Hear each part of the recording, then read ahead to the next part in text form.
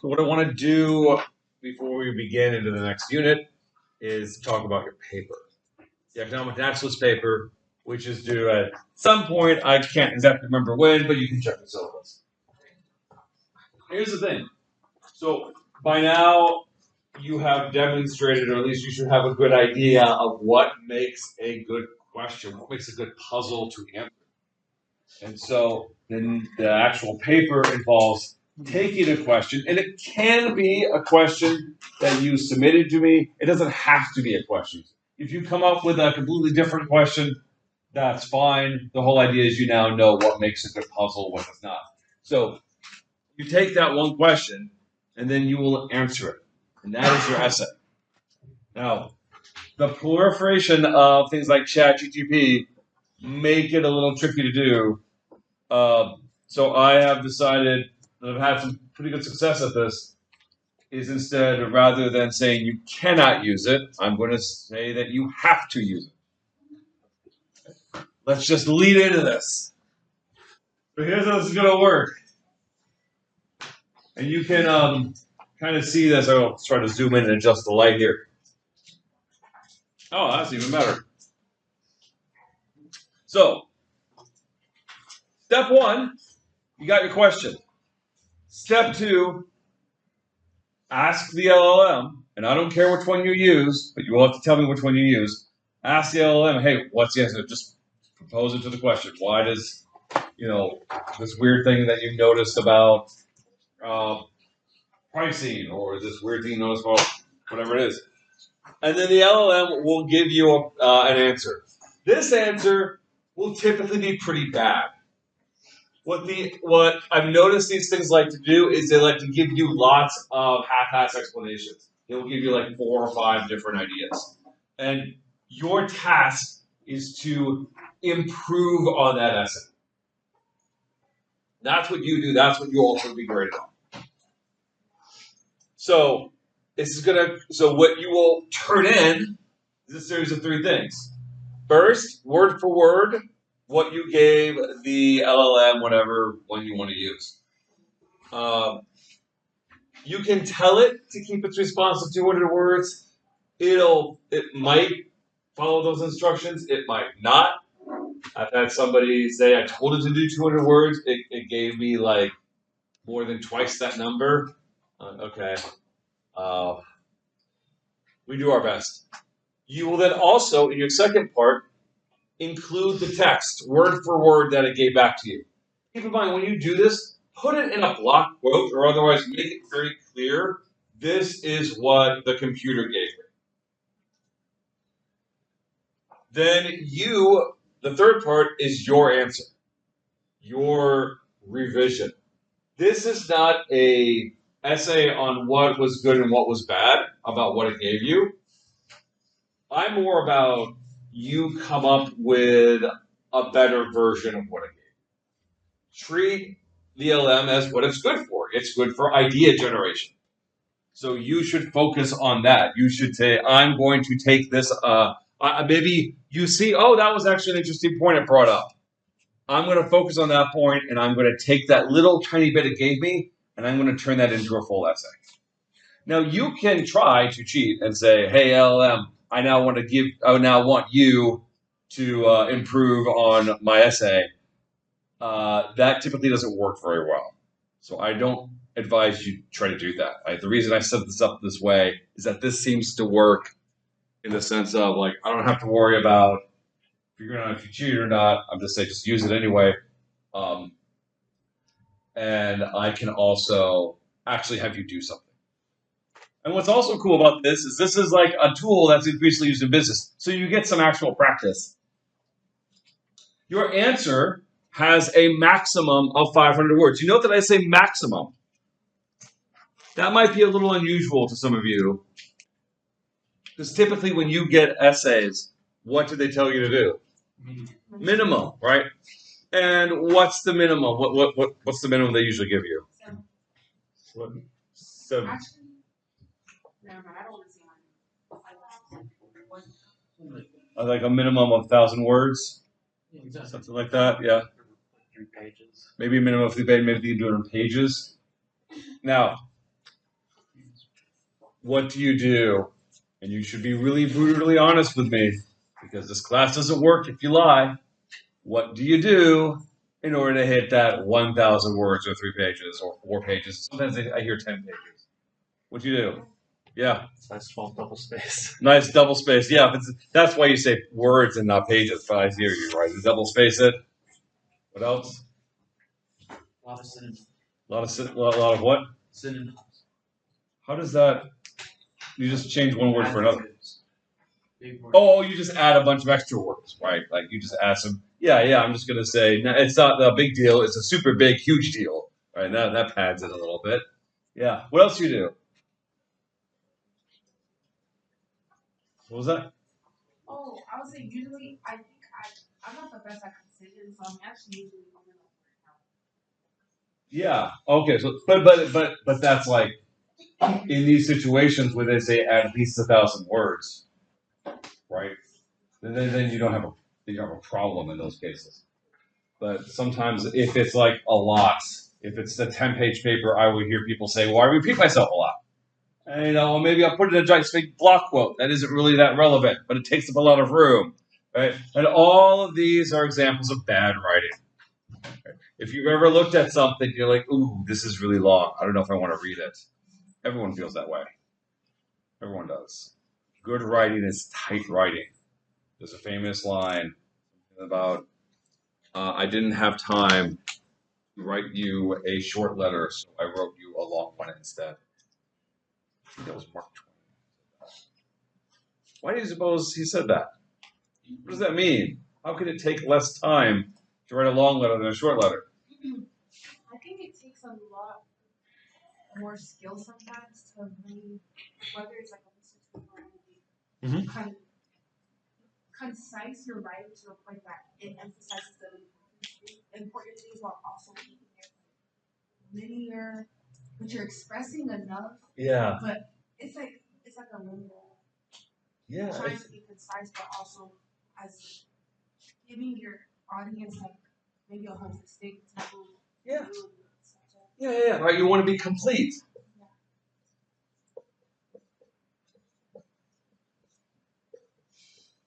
Complete but concise is hard. To be able to say all the things you want to say in a small amount of space, as tightly but also as clearly as possible, that's a tricky thing to do. That's good writing, and that's what I want you to practice. I do not have minimums, I have maximums. You have a maximum of 400 words. That does not include the AI, yeah. So because the AI, like God knows what it will make. It could like print out 1,000 words. And I guess you should include that. I will be honest with you. I will skim what the AI says. I don't care that much what the AI says. I'm just kind of curious what you're working with. I pay very close attention to what you wrote, to your part. And so you hopefully will learn a bit about good writing techniques. You want to keep things short, right? Yeah.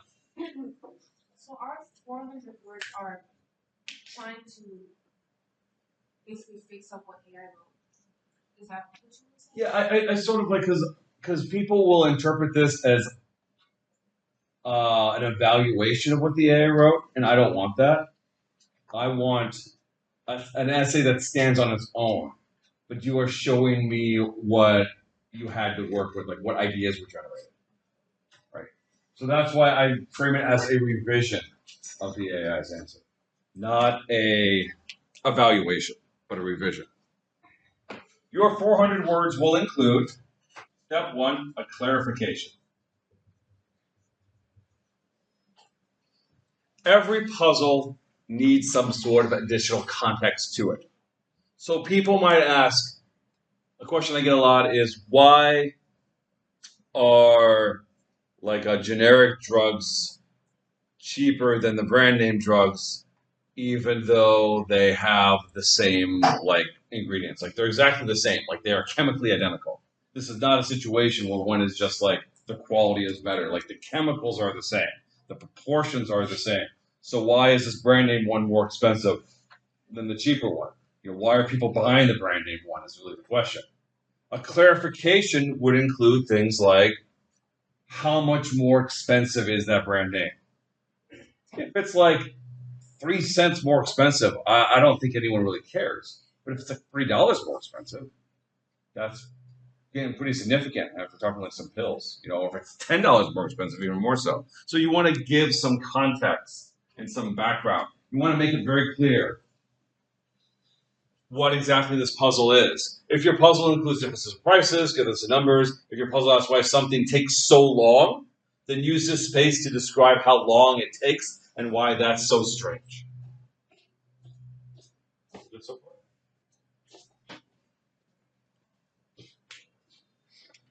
This one takes maybe, I don't know. I don't want to give you a word number on it, but it's not a big part. It's like an opening paragraph. So I don't know, 50 words, whatever it is.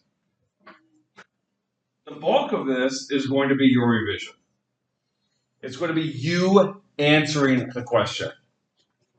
Because again, the AI will probably give you a whole bunch of ideas and explanations of applying some sort of economic concept, and it is your job to usually pick like one at most two and apply it in a complete and sound way.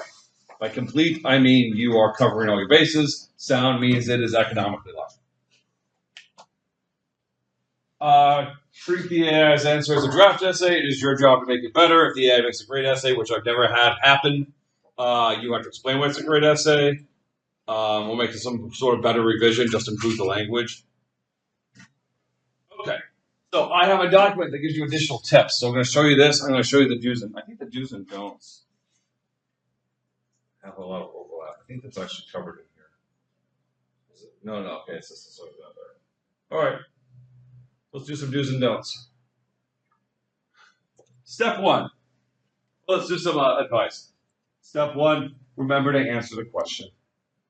This seems like a really strange thing to point out, but you'll be surprised how often people don't actually answer the question. Your answer is essentially about why this seemingly strange thing actually makes a lot of sense. And if it were you were in the same position as people in the puzzle, you would do the same thing. So, step two, stick to the economics. Remember, this is economics essay. So I gotten questions about, one person asked, why is red used to indicate stop at traffic lights? Which in itself is like not that puzzling, like why not red? But I'm like, okay, we'll go with it. And then they gave me this answer that was about physics, about wavelengths moving through the air. And I'm like, this will be interesting if this was a physics class, but it's not about economics, it's about costs and benefits. You can maybe use some of this. You can say, look, it moves through the air, it's better, the way the wavelengths move through the air. And then also mention, and it's just red, it's a filter, it doesn't cost anything more, right? Cost benefit analysis. So you might occasionally pull something from another discipline to help answer it, but you have to ground it in the economics. This is about employing an economic concept. Also, do not employ economic concepts in a boring way. So people will give me things like, why do people go to restaurants when it's cheaper to make your own food? And then they'll talk about cost-benefit analysis of cooking food and cleaning up. And I'm like, everybody knows that. That's pretty straightforward. What people do not necessarily know are cost-benefit analysis from the perspective of the producer. Like, why is Braille on driver ATM machines? Now you're thinking in terms of a stranger. If I'm thinking in terms of my own life and what I would do, it's like, well, you're not really applying it. Challenge yourself. Once you come up with an answer, question your own answer. Your first instinct might have major holes in it. So your answer doesn't have to be a true reason, it doesn't have to stand up to solid economic logic. So I'm just asking you to scrutinize. Don't be afraid of research. I'm not saying you have to look all over the internet to find the answer. Just sometimes you have to do a little bit of background research, and that's totally fine. That can actually be really helpful. Cite your sources. Your sources will not count toward your page limit or your word limit. I don't want to punish you for using sources.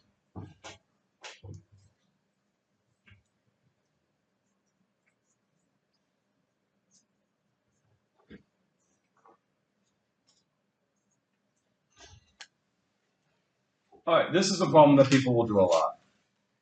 They say, "Oh, I need to use an economic concept. I'll just drop in a vocabulary word," and they will use an essay, and they know, for example, that, "Oh, I used the word cost," and that's not really good. Professor Yemberg doesn't say that wasn't sufficient enough. But opportunity cost, that's an important idea in economics. So I'll just add the word opportunity in front of the word cost, and I'm done. It's like, no. That doesn't work. You have to actually employ the idea. What does opportunity cost mean? So opportunity cost comes from choices. What is an opportunity cost? Yeah, it's a good thing you give up, right? And so if you want to employ that idea of opportunity cost, you have to point to the thing that a good thing people are giving up. So my favorite example of this is a student had this interesting question about, and I wish I could remember the exact details, but they had this question about this kind of a lemon. I can't remember the kind, but it was this very nice lemon, particularly good quality. And they said, why is this lemon so freakishly expensive? It was like way more than twice the cost of normal one. And their answer was, well, in order to make this lemon so tasty, what they have to do, and it might have been a lemon, it might have been orange, who knows at this point, it's been years. But what they have to do is they have to hire people to climb up these trees, and when the fruit is just beginning to bud, they pluck some of those fruit. And so then all of the energy of the tree, all of those nutrients go into fewer lemons, and that's what makes it so tasty. And that's why they're more expensive, is because they have a higher cost. Right? You have to pay these people to put this down. Except they didn't say cost; it's an opportunity cost. They said they have a higher opportunity cost because they have to charge people to climb up these trees and pluck this stuff out and climb down. And I'm like, oh God, you were so close. This could have been such a great essay, but you missed it. What did they miss? What was the problem with this answer? Yeah. We didn't actually talk about what the opportunity cost is. Just set opportunity instead of cost. Yeah. And no, opportunity cost is the answer here. But it's not really about hiring people to trim the trees. What is the actual opportunity cost? Yeah. It's about reducing the production of lemon. So, I'm sorry, tell me more. Reducing the production? Yeah, I mean. Of the trees, right? Yeah, I mean, it could have been more, but, they're taking some part of the lemon and throwing it away. So. Exactly. Every tree that's producing a few number of fruit, of high quality, low numbers of fruit, is a tree that could have producing lots of fruit. Right? They could have instead not plucked those lemons. And so every lemon that is sold has to do the job, has to do the revenue of 2 lemons. That's why it's so expensive. Because of the opportunity cost. Because you're saying, I'm not having a high production tree, I'm having a low production tree. Well, that low production tree has to bring in a lot more revenue. Make up for the opportunity cost. That's the answer. I was like, oh God, you were so freaking close. Right? This is a good, when you actually employ the idea, you get a better sense. Because the idea is, even if the labor was free, that fruit would still be more expensive. About twice as more. If you're cutting out half the lemons. So actually employ it. The economic concept should be at the center of the explanation. If you're mentioning opportunity cost, we are discussing the good thing that's given up. You're not actually using the concept. Don't do that. No obvious answers. So again, I've emphasized this before when we talk about the questions, but just saying, Starbucks coffee is so expensive because it's good. It's like, that's boring. We all know that, right? That's why people buy it. Sometimes people will also ignore things like, If the answer is because there's a law, well, now you have this interesting other question: why is there a law? Right? And public choice might be your friend there, or because of advertising or marketing or branding. Again, you have you kind of just pushed it to like, okay, so then why does that work? Why does something as simple as that work? We actually will talk about next class about a potential answer for that. But it's just, you're not really using a concept. Avoid normative claims. So somebody wants to ask, why does America you have to pay for college while in European countries it's free, and then their entire essay was about why America should be free college. And I'm like, remember that first step? This is actually a good idea. Proofread, so people will make silly mistakes. Just check it. Come on. It's not just about doing the economics, but about improving your writing skills. Use few explanations. I mentioned this before, but you have limited space. So you don't want to like do what the LM did, which is shit out a bunch of answers. You want to come up with a couple of good ones and employ them. Really, just the best ones are just like this one thing. And you're essentially writing an essay that's completely showing this one thing. Don't respond to everything it suggests, so it'll give you lots of ideas. Many of them will be bad. You might just, in the interest of holding on to that 400 words, just don't mention them. This is why you submit what it said. And I'm like, oh, good. She ignored this really stupid idea. That's good. That's why I skim it.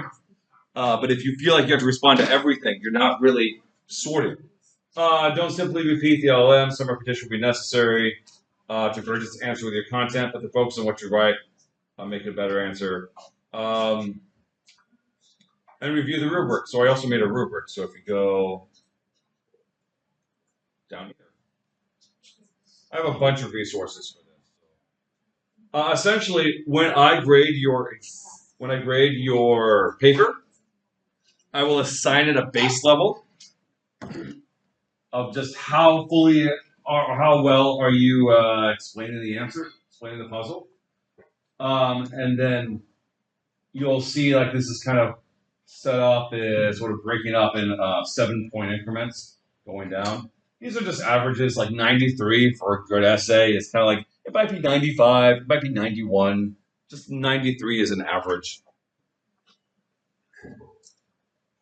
If it's incomplete, for example, which happens a lot, some people will explain half of it, but they won't explain the full thing. So people will do this a lot when they do, they try to employ path dependence, and they will only mention the switching cost, but they will not explain why this weird thing was adopted in the first place.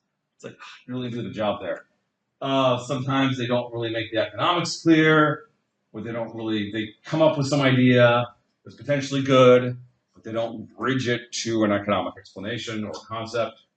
Sometimes they just rely on obvious stuff. Sometimes they just get really weird. This doesn't happen very often, but it's in there. And then once I give you the base points, then there's adjustments based on the actual writing. Like if you don't include the question that you're asking, right, which is how you should begin the paper, you're going to get a penalty. If you don't include the LLM output, what you were working with, that's a big penalty. Right? And make sure to include it. If you don't have clear demarcations, clear boundaries as to what is the LLM and what is yours, that's a penalty. If you don't give me a puzzle clarification, that's a penalty. If you have terrible organization skills, or you give me one giant-ass paragraph, which I don't understand when people do this, break it up into paragraphs. That's a penalty. Spelling, grammar, being just wordy, being a word. Oh, I hate being wordy sometimes. Good writing is confident writing. So don't say things like, I think this is an example of opportunity cost. Oh, you think it is? You're not sure? Come on. Grow a spine. Right? Don't be a wuss. Right? That's bad writing. It seems. This appears to be. Come on. I'll give you a penalty if you roll. That's the other thing. So a couple of other do's and don'ts I threw in here. Don't respond to everything. Don't simply repeat it. Keep in mind that it brings up ideas we haven't discussed. So that happens sometimes. If it does, you can look it up. You can talk to me. or ignored in favor of other explanations. These other concepts should act as helpful ways to answer your question. I understand if you want to steer clear of them before getting it wrong, it's fine. So, for example, once the LLM brought up public good, and we haven't talked about public good in Econ 201, that's a 202 concept. It has a very precise definition. And as a side note, when the LLM is saying that Germany has zero tuition college because they treat college like a public good, it's like college is not a public good.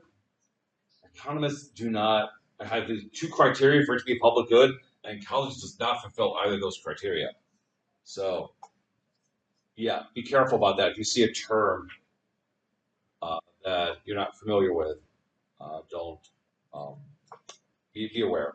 One student asked why. Another thing is completeness. One student asked why are the Phillips head and straight head screws? An extra question, and then they described the history of the Phillips head and how Phillips heads are great because things don't slip out of the screws, and that's fantastic. But again, it wasn't complete because we still have a puzzle. Phillips heads are so great. Why do we still have straight head screws? That's the whole point. So we can do better than that. Keep on digging until you get an answer to reach the economics. I have a couple of, let's see, there's answer advice. Here's a sample essay that uses this format. This is what somebody turned into me once. And I can always tell if people looked at the sample essay because they feel the need to have like their essay formatted exactly the same way. With like the economic access paper and then I don't care about that.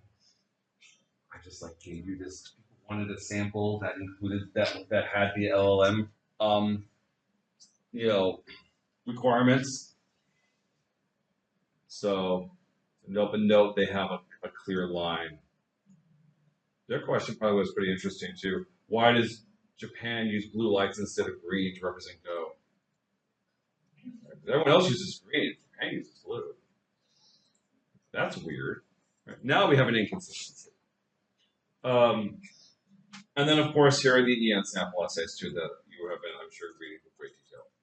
All right. Does anyone have any questions? Maybe a lot. Anyone have any questions about this?